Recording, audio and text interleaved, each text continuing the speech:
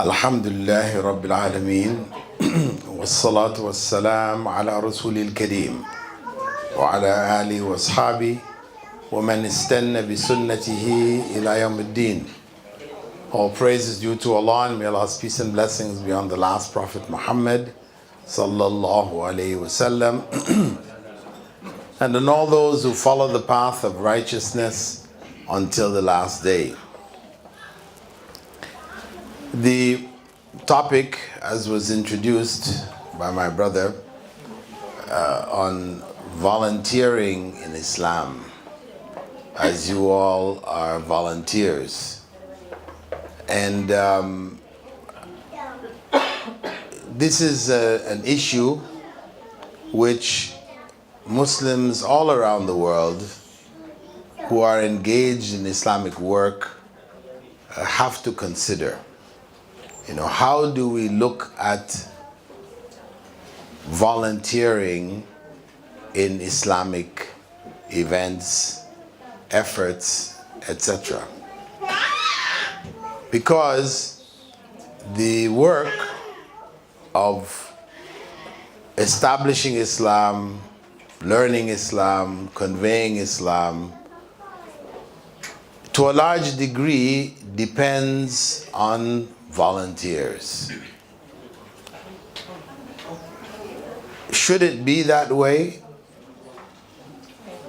That's something which is debatable.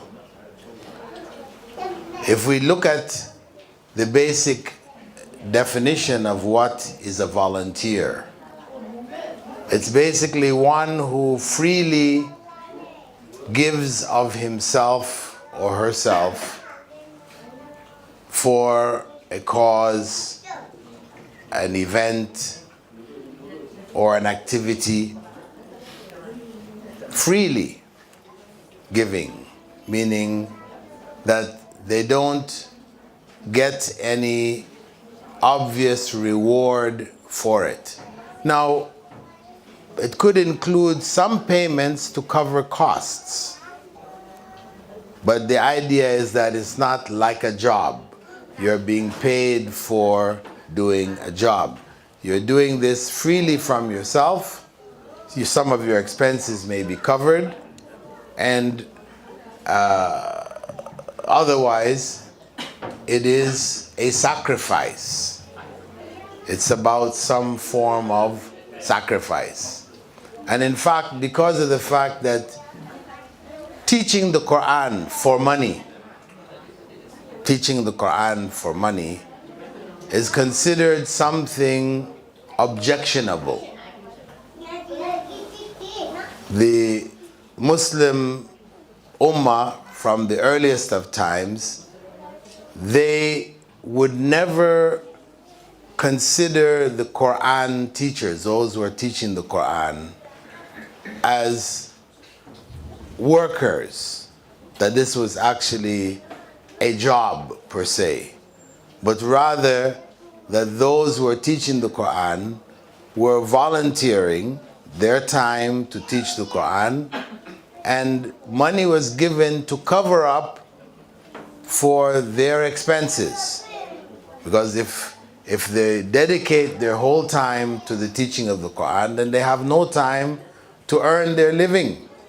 So the money was given as support and not as payment of salaries. So this is the way of thinking that Muslims developed with regards to teaching the Quran in particular. Teaching other things, people didn't have any problem with being paid for, but the Quran, because this is the word of Allah, and the idea of charging people to gain the word of Allah, to learn the word of Allah, or that teaching it you would be paid for it, was objectionable from Muslim thought. Right? So they developed this other way of approaching it.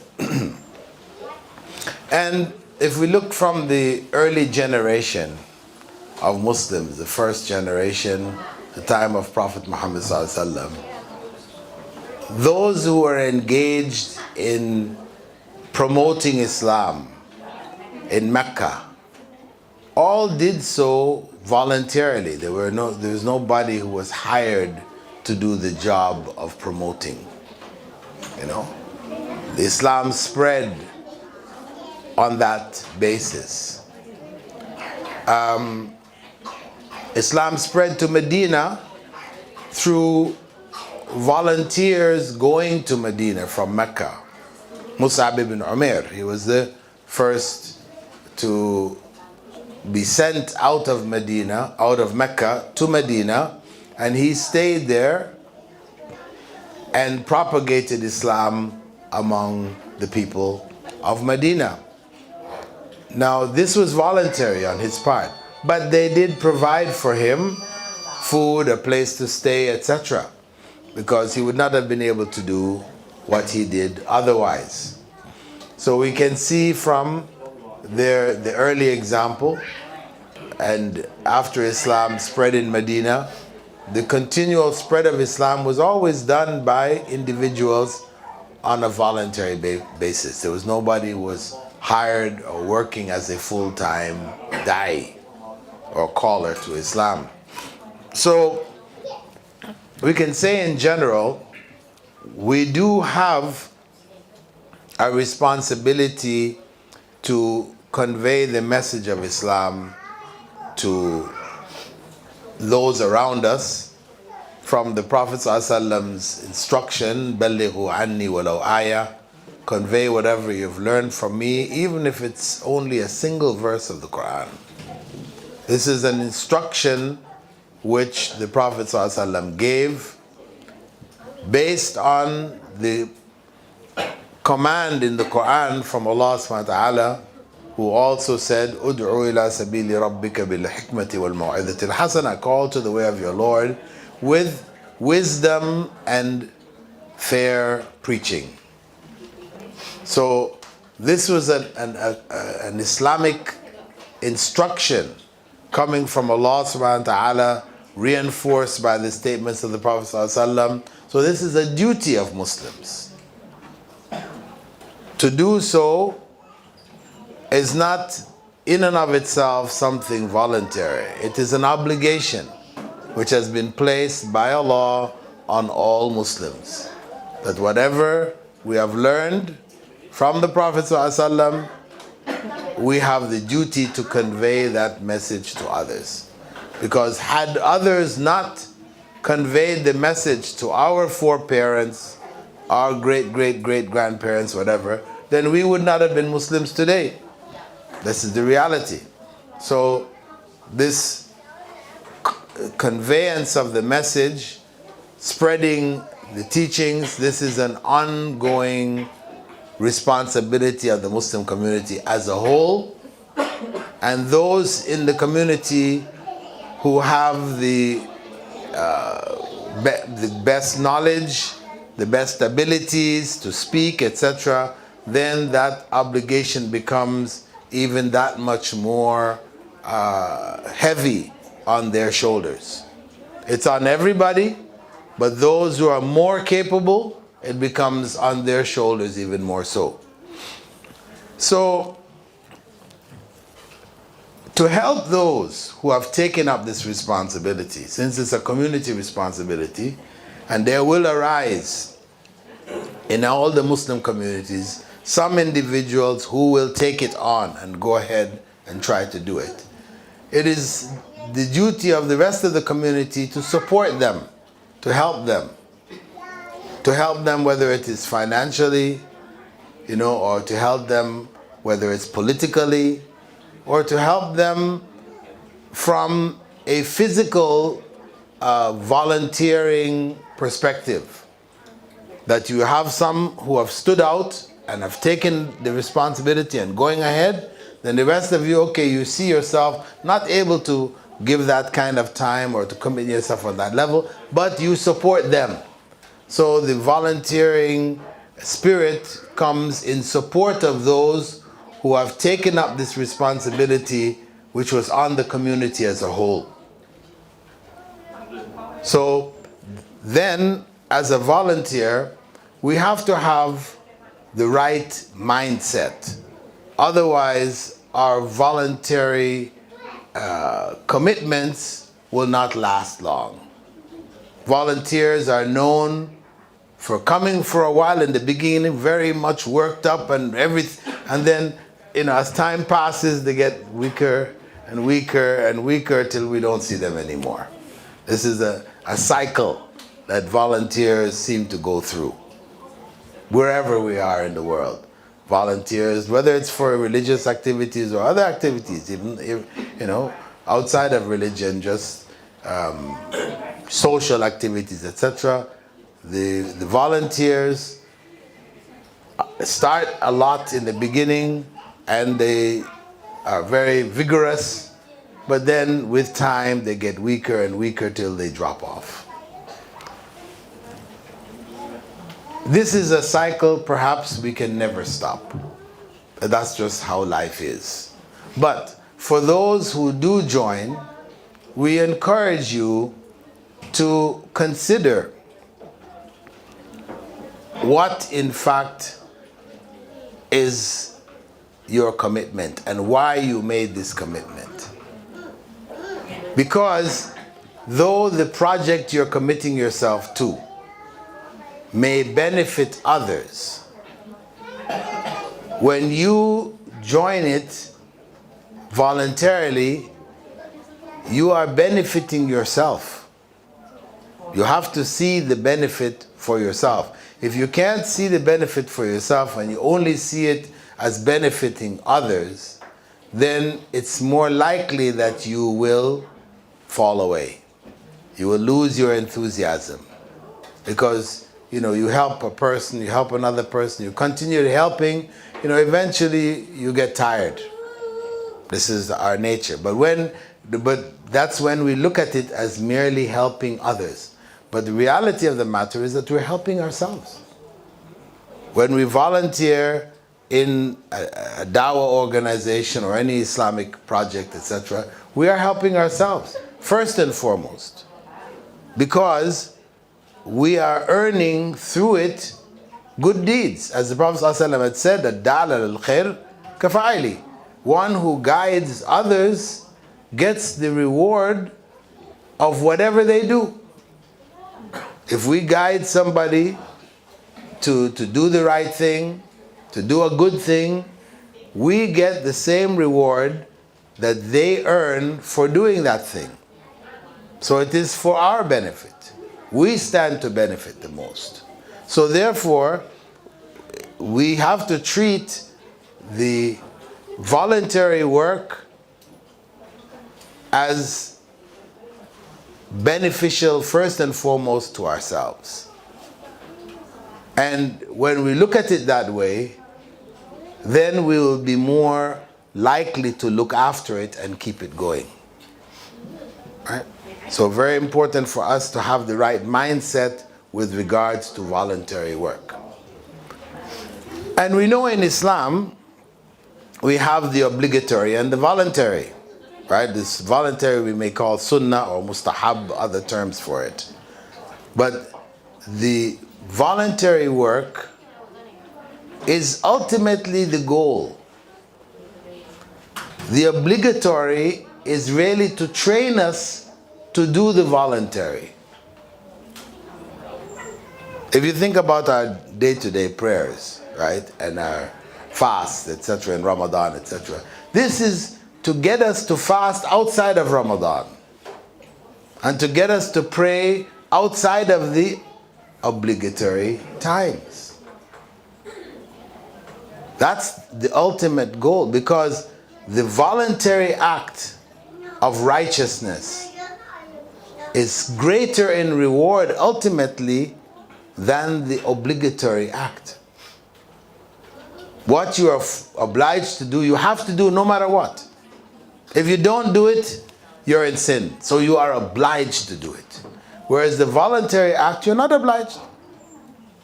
If you do it, you're rewarded. If you don't do it, you're not punished. It's not considered a sin. So the challenge in doing the voluntary is far greater.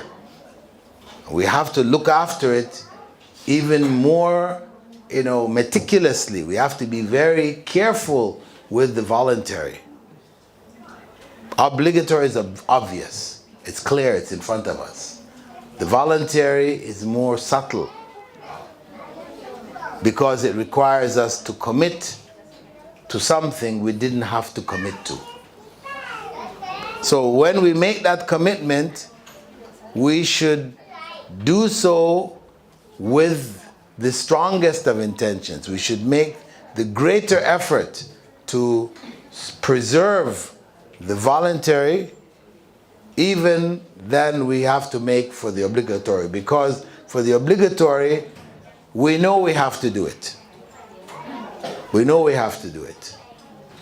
And if we leave it, it is sin. So we're going to do it. If we are Muslims, practicing Muslims, we're going to do it.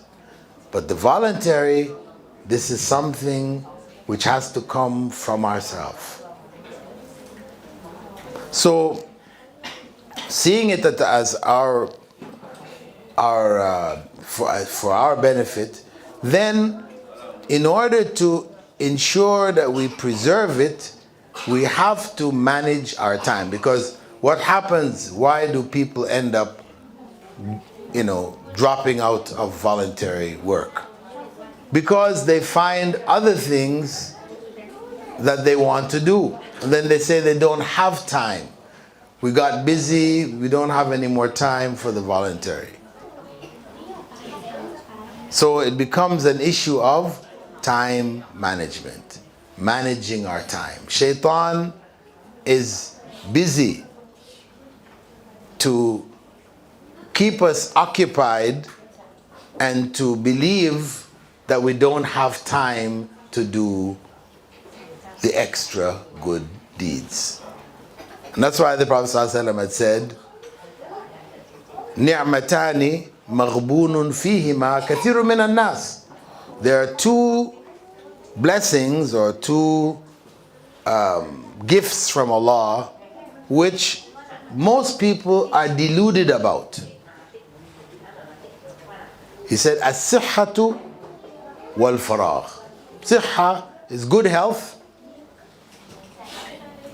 We are tricked by our state of good health to think we'll always have good health. Things will always be good. Until you lose your health. When you lose your health, then you value good health. Wal faragh, and is spare time. That is spare time. That you think you have spare. I will always have time to do it.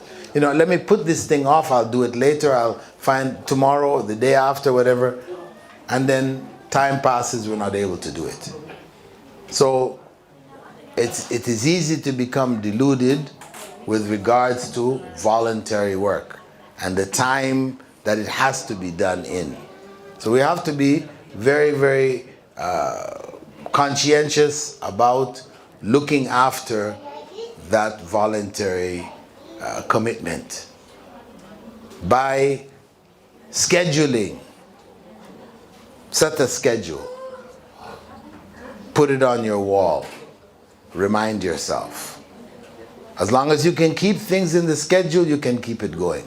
When it slides out, when you procrastinate, Shaitan tells you, oh, you got this to do, that to do, the other to do, put it till tomorrow. Yeah, this is, once you start putting it until tomorrow, then that is the beginning of the decline.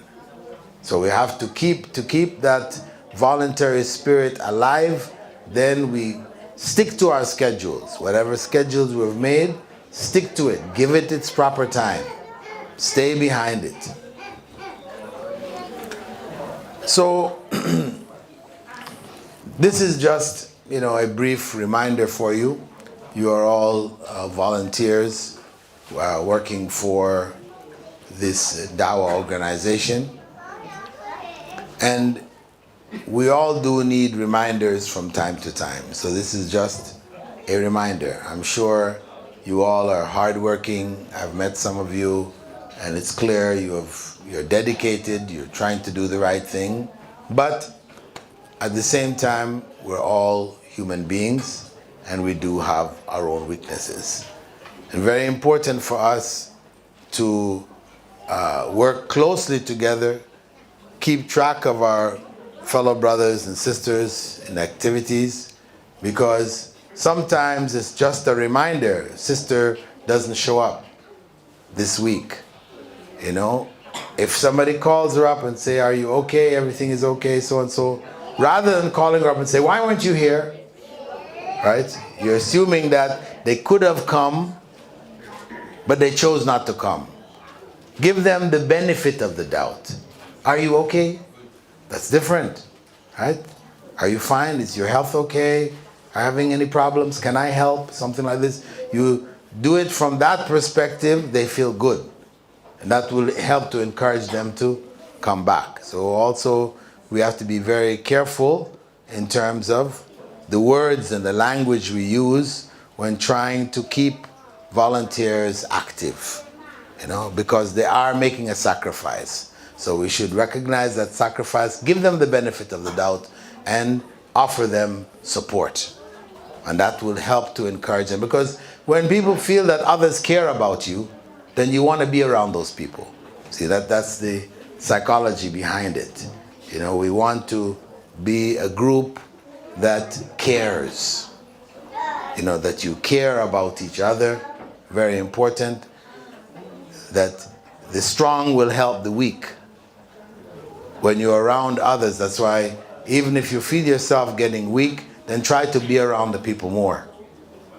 Those who are committed, the hardworking ones, try to be around them more. That will help to strengthen your own will to keep working for the sake of Allah. And the Prophet ﷺ had told us to be careful about who we choose as our friends, because we'll be raised on the day of judgment with our friends. So we try to develop and build on our friendships which come from the group of volunteers. Try to be close to the most hardworking ones for yourself, and be close to the weaker ones for them and for yourself. You know, you try to be close to everybody, but you be conscious that you're close to those who are in the leadership, not because you want to be in the leadership, you know, you want to be recognized, but because you want to benefit from their enthusiasm, that some of it would rub off on you and make you more enthusiastic. And then for those who are weaker, that you try to help them, because we all need help from time to time. So this is, as I said, just a brief reminder for yourselves and for the effort. This is a very good effort. The issue of calling to the way of Allah, this is a major responsibility in the Muslim community, which is not being fulfilled. And for you to step up to do this, mashallah, there's a great reward that Allah has promised, you know, for you. So inshallah, just know that you're on the right track. Allah's reward is with you. Though a lot of people are invited, only few may show up, but ultimately the reward is with those who stick to it. So we try to schedule our activities and be consistent. As the Prophet ﷺ has said, you know, Allah loves the deed which is done consistently, even if it is small. So you give yourself the amount of time that you can afford, a reasonable amount. Don't overdo it. Don't overburden yourself. Take what you know you can handle, assign that, and stick with it. Later on, if you want to add, you can add. You know, but it's better than taking a large amount, committing yourself. That's one of the things sometimes volunteers become too enthusiastic, and they want, oh, I'll do this one. Yeah, oh, I'll do that one. Yes, I'll do that one too. And you want to be in everything, but you know, you don't have the strength to keep that going. Maybe initially, the first week, first month, but then you start to decline. So better to take something which is reasonable. You know you can do this, and just stick with it. Later on, when you become strong and you find this is easy, you can add to it, Better to be adding than taking away, inshallah. So those are just a few words. You didn't finish your food, so and I'm hungry too. You left me out, you know. So inshallah. Yeah, sure. Okay, please, if you have any questions, please ask your questions. Okay, try to be very precise. Assalamualaikum warahmatullahi wabarakatuh, Sheikh. Alaikum salam wa rahmatullahi wa barakatuh. First and foremost, as you can see, as what you said before, we are on this straight path. We are in the correct path. My question is, how we trying to, you can say, ignore the whisper that we are either being react towards this path, and also that we can make it istiqomah for ourselves. Okay, brothers. Question, how can we protect ourselves from doing this work for the wrong reasons?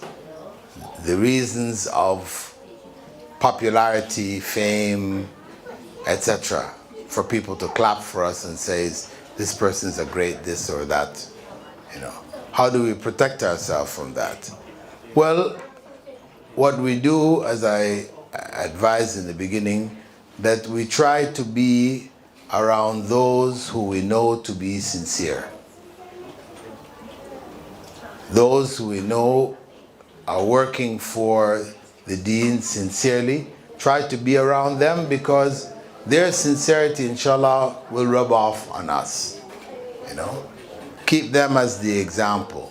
We all need examples, and that will help us to stay and to recognize, you know, where we are. And then it's about also our prayers. Ask Allah to protect our hearts, you know, from riyah, from doing righteous deeds to be seen and praised by others. And as well, it is good for us to take stock of ourselves from time to time. You know, we look at ourselves and ask ourselves, why are we doing this? You know, and try to be sincere and honest to ourselves. And if we find that actually we're doing it, you know, because we want to be known, then we seek refuge in Allah from it and try to remove that from our minds, our intentions, reset. Because it doesn't mean that we are off the track or off the path because this comes. Because we're human beings, and these thoughts may enter into our minds and may find root and start to grow. But the key is, as long as we find them, we catch them, we correct them by seeking repentance from Allah and by changing our intention, and inshallah we can overcome riyah. Because at the same time, we don't want riyah to become so big that it stops us from doing good deeds. Because that's the other way. Shaitan doesn't get you one way. He doesn't get you with riyah. Then he gets you to give up the good deeds out of a fear of falling into riyah. So these are both channels by which shaitan, satanic forces, trick us into losing our good deeds. Either losing the value through riyah, or losing the deed altogether by giving up the deed because you're afraid that riyah will enter into your deed. A lot of people ask me about that, you know. What should we do? We're doing this thing and we feel this riyah in ourselves. Should we give it up? No, don't. Keep doing it and change your intention, ask Allah's forgiveness, and inshallah that's better, because it's better that you continue to do it and you don't get reward for it because of riyah than for you not to do it at all. Right? Inshallah.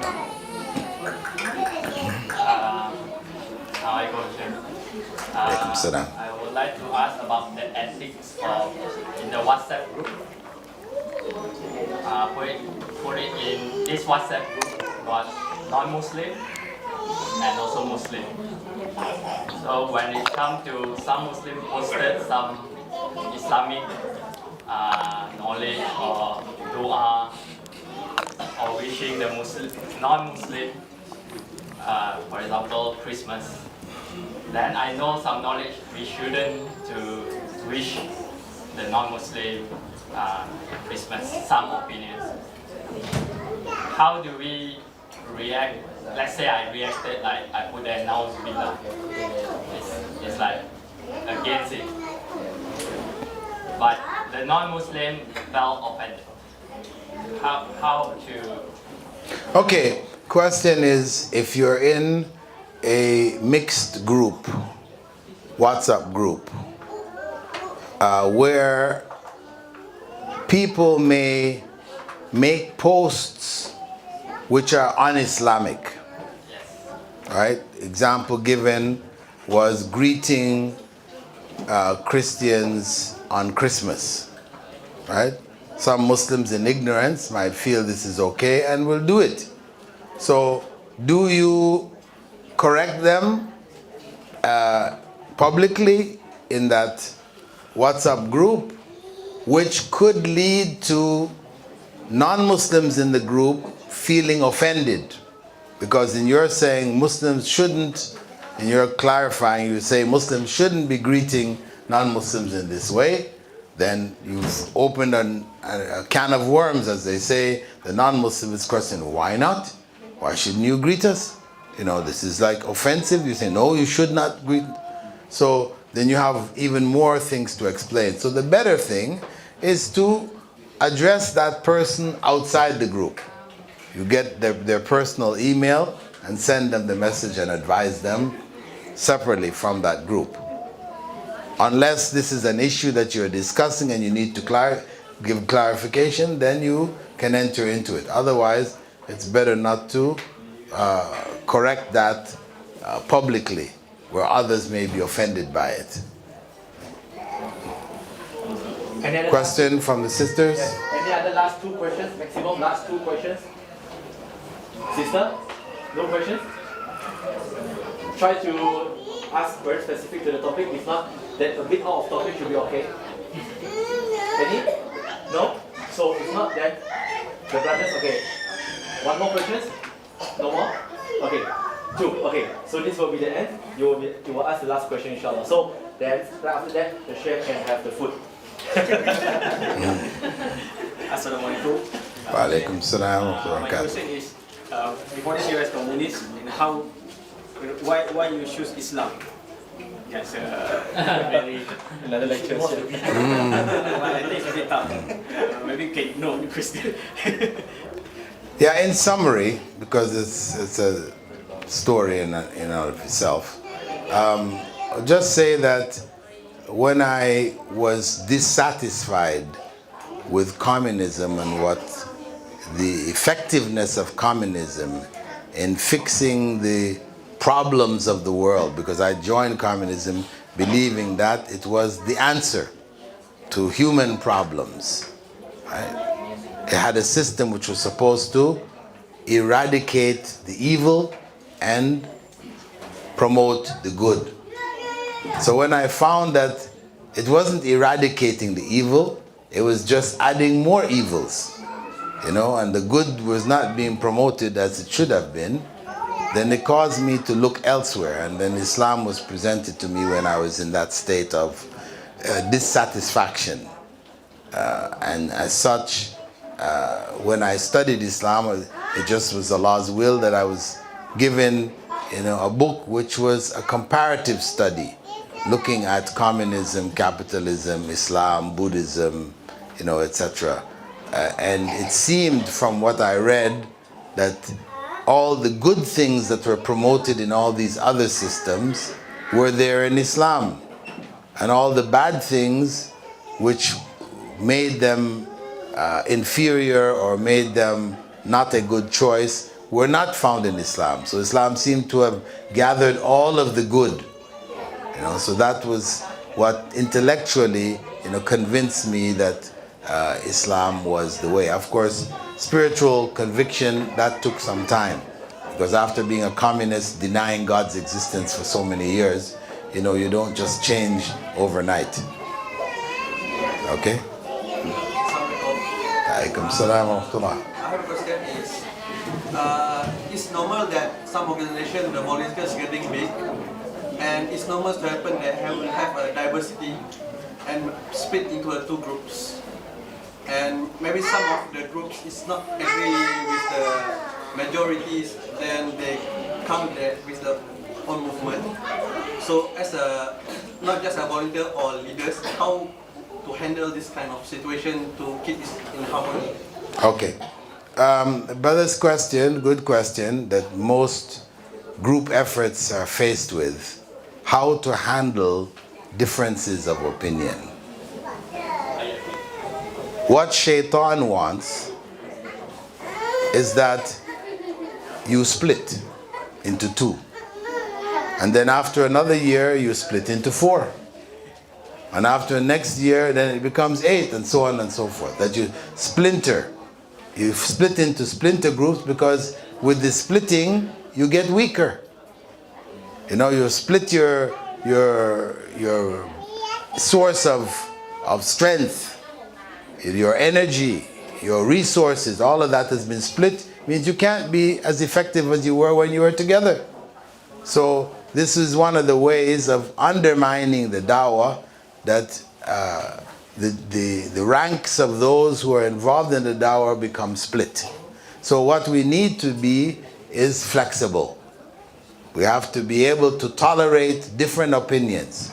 And even if you have other people with you, but the majority opinion is one way, then you go with the one way.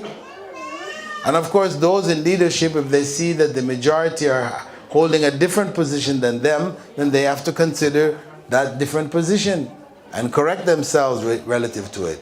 But if they decide, for whatever reason, that this way, even though they're in the minority, this way is actually the better way, then again, the majority have to be flexible enough to say, okay, since they're the leadership, they may have information we don't necessarily have, we don't have access to or whatever, but they are the leadership that we have accepted from the very beginning, then we need to go along with them.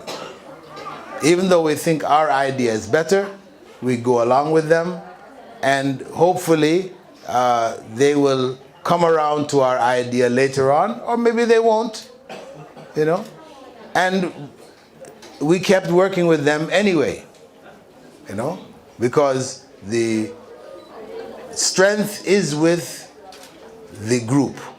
As the Prophet ﷺ had said, Yadullah ala al-jama'ah. The hand of Allah, the support of Allah is with the group. That as long as you stay united, then Allah's support is there for you. You allow yourself to split up, as Allah told us, don't split up your ranks. La tafarraqu, do not split yourself up as those who before you had done. Splitting yourselves up, you described into separate groups, each group happy with what they have believed in and what they hold on to. So this is from Shaitan. Know that the splitting is not good. We'll suffer from it. So we should work against it. Try to preserve the ranks. The Sahaba, they had differences, they didn't all agree on everything, but they didn't allow those differences to split their ranks. This is the key, inshallah. Barakallahu feekum. Seeking knowledge an obligation made easy. Thought about studying for a long time? Tuition fees keeping you from actually starting? Islamic Online University has led a revolution in online learning. The world's first tuition-free degree, BA in Islamic Studies. Access the knowledge, any place, anytime, anywhere. It just doesn't get any easier than that. Classes, texts, assignments, completely online. Set your own schedule for the semester. No overseas travel required for the exams.